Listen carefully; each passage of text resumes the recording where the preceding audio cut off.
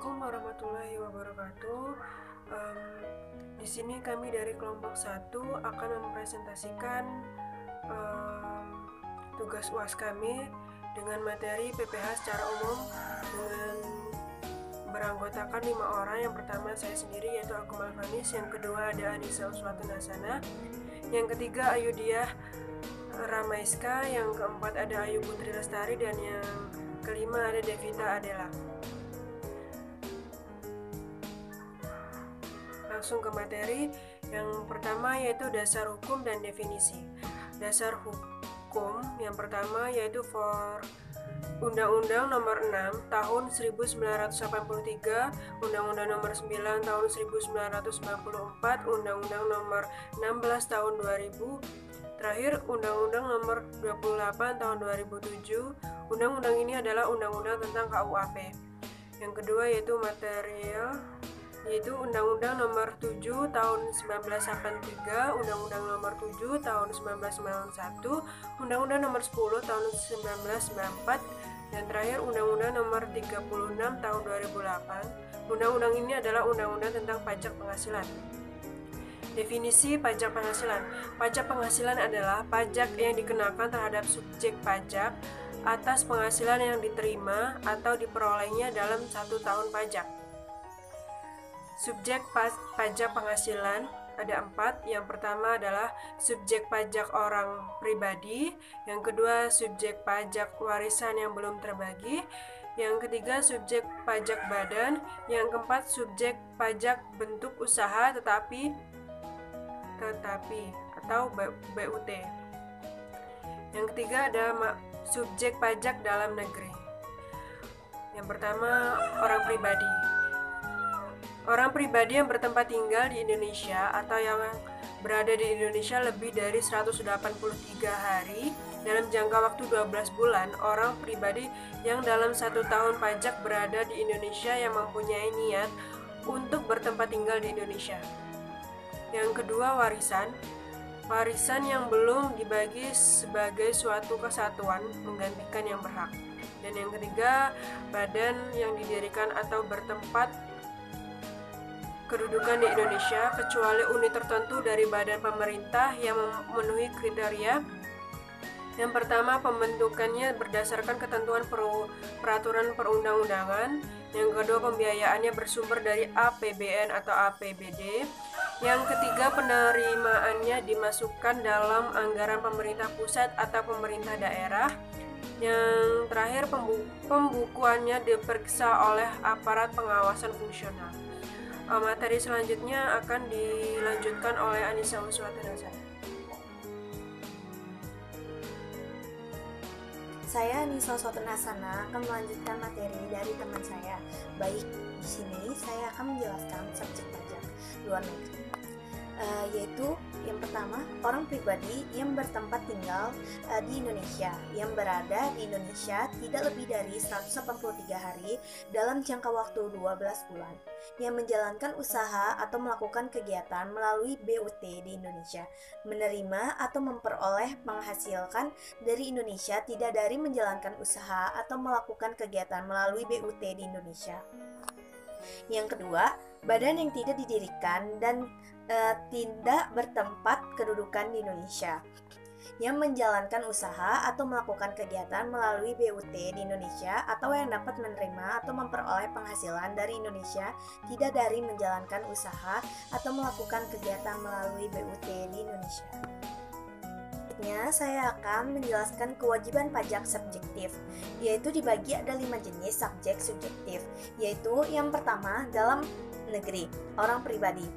Ada kewajiban pajak subjektif dimulai, yaitu saat dilahirkan dan saat berada di Indonesia atau berminat bertempat tinggal di Indonesia.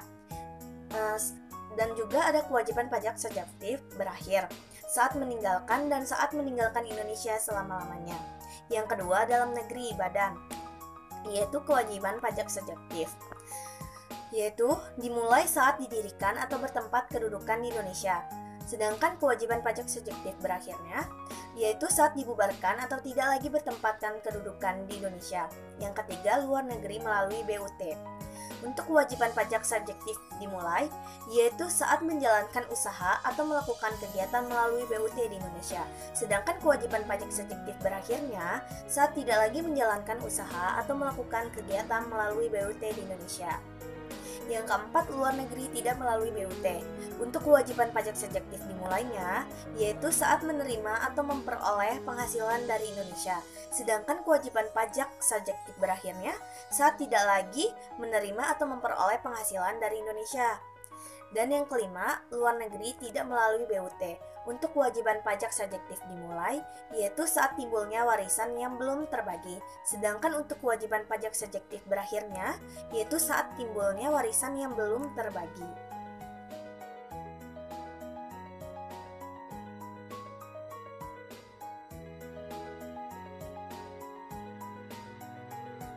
Dan yang terakhir, saya akan menjelaskan tidak termasuk subjek pajak, yaitu ada 5. Yang pertama, kantor perwakilan negara asing.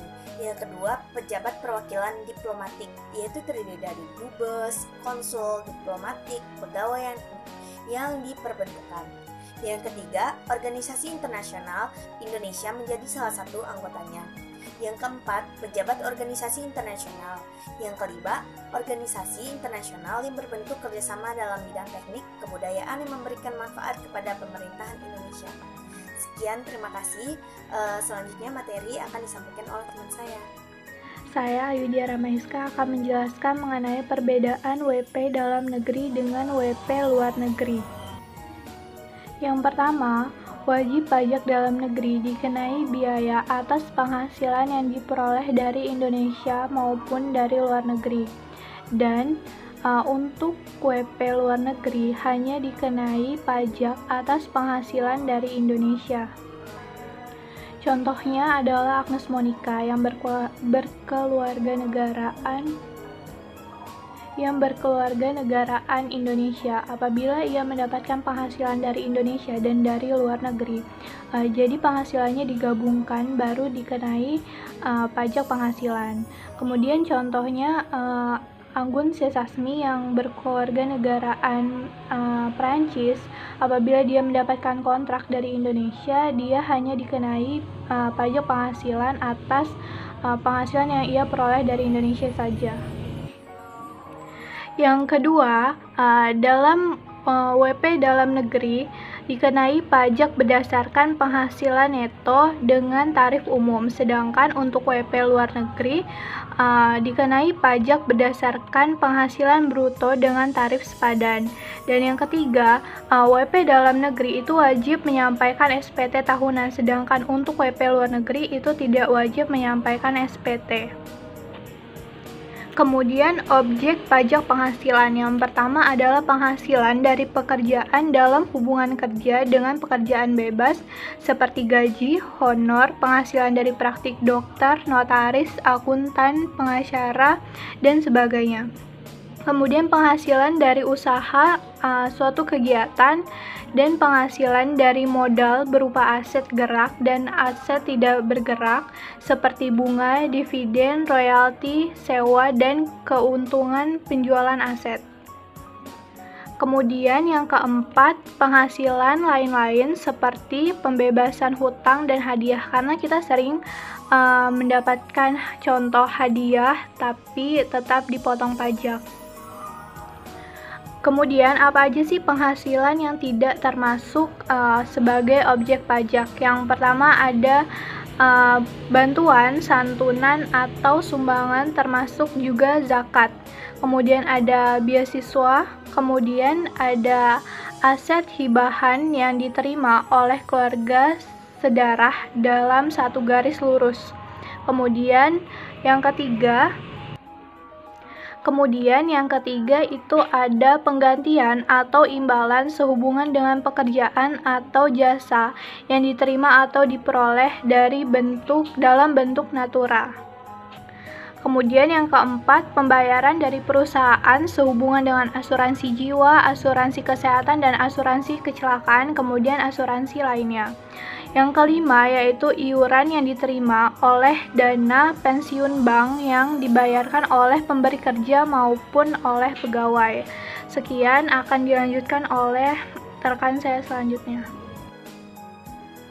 Di sini saya akan menjelaskan tentang tarif pajak penghasilan atau biasa disebut PPh.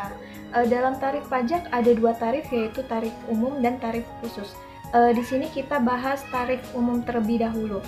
Tarif PPh orang pribadi atau OP terdapat tarif progresif, yaitu 0 sampai 50 juta ini dikenakan tarif sebesar 5%, dan untuk 50 juta sampai 250 juta itu dikenakan tarif sebesar 15%. Untuk yang 250 juta sampai 500 juta ini dikenakan 25%, sedangkan lebih dari 500 juta ini dikenakan tarif sebesar 30%. Untuk tarif khusus ini dikenakan hanya 0,5% dalam peraturan pemerintah 23 tahun 2018. Berikut adalah contoh soal. Yang pertama yaitu PKP 10 juta dan hitunglah PPh terutang. Jadi 5% ini dikalikan 10 juta sama dengan 500.000. Kenapa memakai 5%? Karena di sini tarif umumnya tidak lebih dari 50 juta, jadinya memakai 5%. Untuk soal yang kedua, diketahui PKP sebesar 150 juta. Untuk tahap pertama kita pakai 5% dikalikan 50 juta, yang kedua 15% dikalikan 100 juta. Setelah mencari hasilnya, kita tambahkan dan hasilnya sebesar 17 juta. Dalam menentukan persen, kita harus membuat penjabaran sampai jumlahnya ini 150 juta. Untuk soal ketiga, diketahui PKP 300 juta dan hitunglah PPh terutang. Yang pertama 5% ini dikalikan 50 juta, selanjutnya 15% dikalikan 200 juta, yang terakhir ada 25% dikalikan 50 juta dan hasilnya 45 juta. Ini sama seperti soal sebelumnya yang harus dijabarkan terlebih dulu sampai jumlahnya 300 juta baru dikalikan dengan persen. Dan soal yang terakhir itu PKP-nya itu 1 miliar dan hitunglah PPh terutang. 5% dikalikan 50 juta, kedua 15% dikalikan 200 juta, yang ketiga 25% dikalikan 250 juta, yang terakhir ada 30% dikalikan 500 juta, dan totalnya itu menjadi 245 juta. Dan ini harus dijabarkan terlebih dahulu sampai hasilnya 1 miliar. Sekian pemateri dari saya, selanjutnya akan dijelaskan oleh rekan saya. Terima kasih.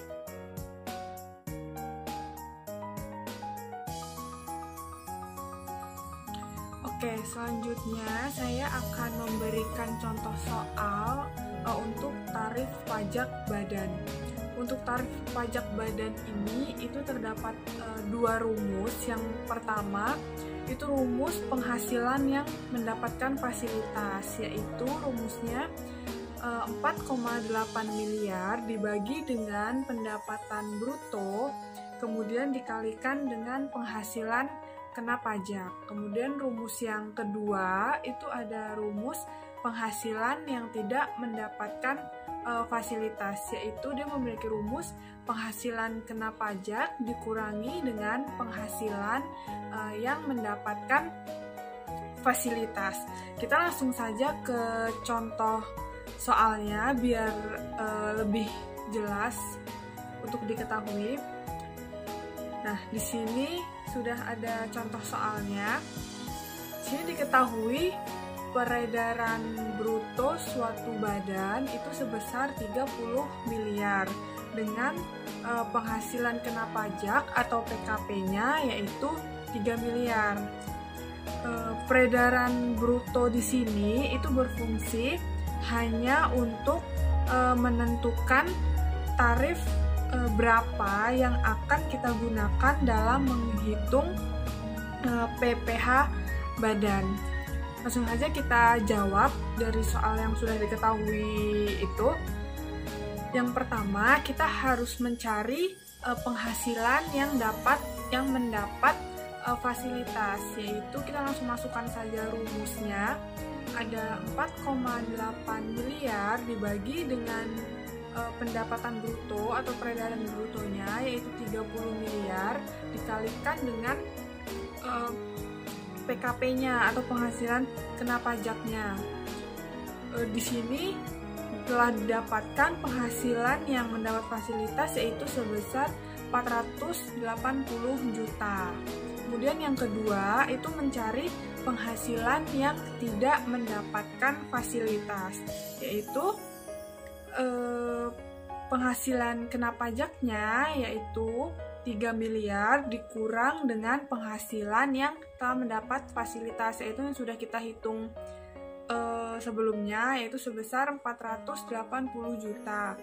Dan didapatkanlah hasil penghasilan yang tidak mendapat fasilitas yaitu sebesar 2 miliar 520 juta. Kemudian yang ketiga, kita mencari berapa PPh terutangnya. Seperti yang telah dijelaskan oleh rekan saya sebelumnya bahwa penghasilan yang mendapatkan fasilitas itu dikalikan dengan sebanyak 12,5%, sedangkan yang penghasilan tidak mendapatkan fasilitas itu dikalikan sebanyak 25%. Jadi langsung kita masukkan saja. Yang pertama itu 2,5% dikalikan dengan penghasilan yang mendapatkan fasilitas yaitu 480 juta. Itu diketahui sebanyak 60 juta. Kemudian yang kedua, 25% dikalikan dengan penghasilan tidak mendapatkan fasilitas yaitu sebanyak 2 miliar 520 juta, dan itu mendapatkan hasil 630 juta. Jadi total PPh badan yang harus dibayarkan oleh sebuah perusahaan itu sebanyak 690 juta per tahun. Dan jika kita ingin mengetahui per bulannya, itu tinggal dibagi dengan 12 saja.